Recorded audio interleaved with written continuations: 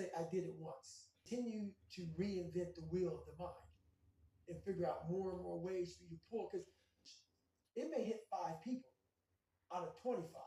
You just failed. My message needs to be in a way where I can hit all 25 people. It needs to be broad enough to where all 25 people may not like the message, but they're getting something from it. And that is evolution. You must continue to evolve. And you don't evolve, for me, in my job, unless I pat myself somewhere. Say, okay, you made this much money. Feeling that I get when I heard about Elon Musk telling the employees at Twitter, we're going to ask you to work harder than you've ever worked in your life. Yeah. This is a place, Twitter is now a company where people can go if they want to be in the top 0.0001% of hard-working programmers and software developers on the planet. That's right. And everybody was up in arms. This is unbelievable. We're going back to this old version of capitalism where the worker is being abused and used and thrown away. What they didn't account for is that there is a non-insignificant cohort of people for whom that's their dream. That's right. People who want to be able to get up in the morning, having gone to bed 4 hours before, and can contribute to some sort of... Now for the fact that you can. That for a whole year that you come back here and do this. Or you can go out there for yourself and take some kind of pride in knowing that you could and you did. So basically, I wake her up, how much time left? She goes something like, I don't know what it was, but what you said what time it was? Like, whatever. And half my crew had left, and there was 2 men there. Both of them up. They were getting down a plane. And you're in Hell Week. And you're hour 1 of 130 fucking hours. It's all fun and games, okay? Because at the beginning of Hell Week, the guns are going off. It's like a pep rally. So you're fucking hyped up. And your boys are linked arms, and you're getting sprayed. It's like a fucking pep rally. There's trucks are yelling at you, bombs are going off, concussion grenades, blanks from N60s. Yeah, hoo-yah, fuck yeah, yeah, motherfucker, yeah. But then what they do is they shut that shit off. They shut it off. All that hoo-yah, all that hype gets real quiet. And they march you back with them. I'm still in the water. Basically, but mentally, I'm back with them. I'm chilling. I got my parker on. And now I'm thinking logically, because I'm warm now. Mentally, I'm warm. I've taken that 1 second. Let's not quit yet, guys. Let's fucking think about your options.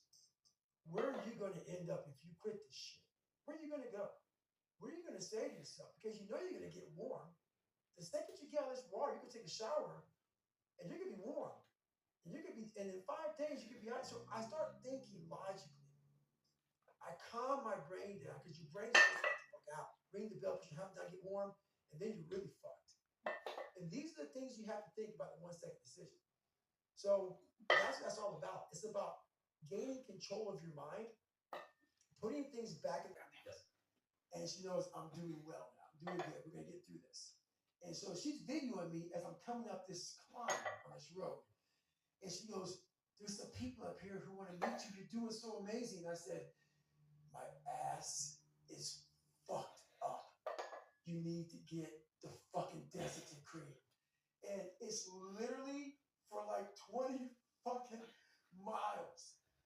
That, like, people don't get it, man. When you get raw like that, bro, and you're walking, because the chafing of my ass, it was hamburger meat. And I'm like, so she's all fucking happy and shit. And I just look at her, and I'm gonna put the video up on social media. But she's a fucking trooper, bro. Hang on, so was there leakage? Oh yeah.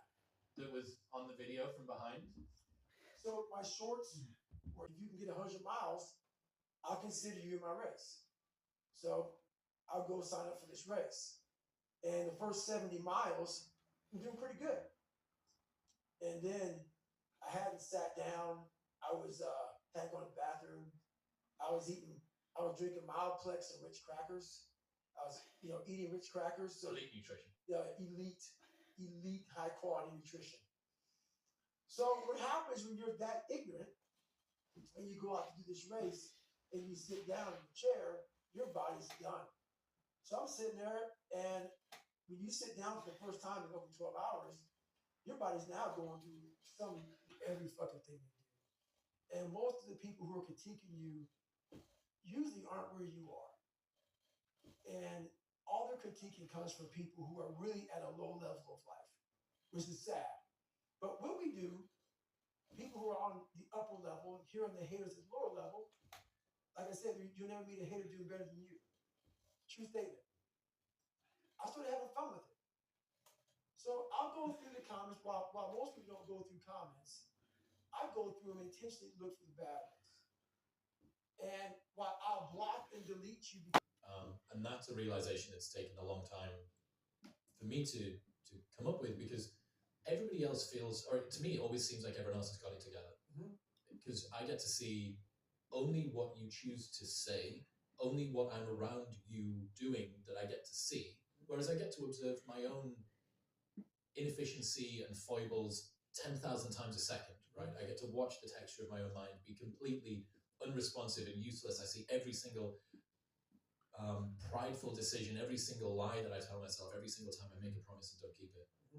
But I don't get to see that from everyone. So I'd always presume, because of this asymmetry, that everybody else had it sorted and I didn't. And it also made me think that everybody else's opinion was this perfectly balanced, well-researched, beautifully, they had me nailed down to a T. What they were telling me was the truth. They could see something in me that I couldn't. And after a little bit of time and a good bit of building up of self-confidence, I'm not going to always be motivated. Jocko said the exact same thing. He said that discipline eats motivation for breakfast. And discipline's good too. But without a clear headspace, there's no discipline. What do you mean? So, and I'm loading everything up to one fucking circuit. Just load it up. It's going to fucking blow. And once that thing blows, man, the circuit's all fucked up. You're going to have each thing plugged into the right spot. Like a fucking crowded garage. You can't put anything in it. Once your brain is crowded, discipline is great. Motivation is great. But if you can't fit shit in your brain because it's all fucking cluttered shit, there's no discipline. You may have it sometimes when it fits in that crowded garage of your mind. These things are important. You have to wake up and you have to give yourself belief. You have to give yourself confidence. So it starts with that run. So after the run, I come home, I eat something small. How long's the run typically at the moment? Nowhere under 12 miles. So 12 miles is the minimum. And what are you getting that done in? How long? It depends. Right now I'm running heart rate. So I'm running like 8:15s, 8:30s. Because I'm retraining right now. What's that? Is that zone 2 for you? Zone 2. Yep. Because of the leg surgery I had. So I'm going back, starting from scratch. So anywhere from about an hour 30 is the funniest thing in the world to me. They'll go and say, when you wake up in the morning, pound your chest. You know, fucking look at yourself in the mirror and do all this fucking bullshit. I hope it works. What works for me is that everyday resume. The things I know I've accomplished, the things I know I've done. Real hard work. The real calluses on my mind. The real calluses on my hands. That's it. You don't need to pound your chest in the mirror fucking anymore if you have that. It seems like, especially with confidence, right, or self-esteem, there's a relationship between confidence and competence. So what you're looking to do